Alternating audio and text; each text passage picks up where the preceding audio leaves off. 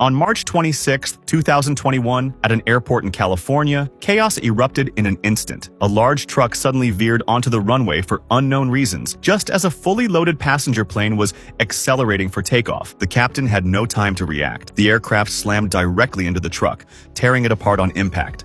The plane itself suffered severe damage.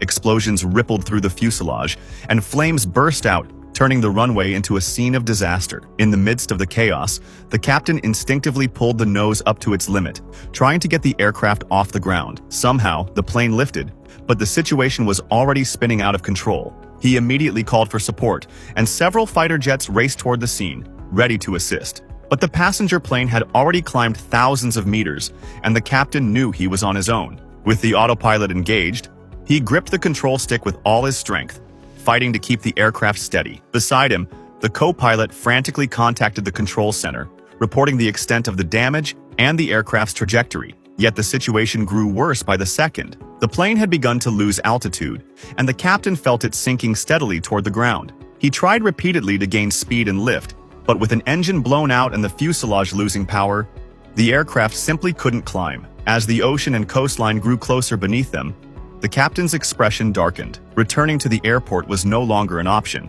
In the cabin behind him, the passengers could feel the danger closing in. They clung to their seats, trembling, their cries echoing through the narrow aisle. Panic spread like wildfire. The captain understood that disaster was almost certain, but he refused to give up. He made every possible attempt to regain control, pushing the aircraft to rise just a little more, but nothing worked. The plane continued its slow descent, the sea now directly ahead. In the final moments, just as hopelessness threatened to take over, the aircraft descended onto a stretch of beach. It hit hard, skidding across the sand, but miraculously, there was no secondary explosion. The flames did not reignite. One by one, the passengers scrambled out, shaken but alive. Stay tuned for the next episode.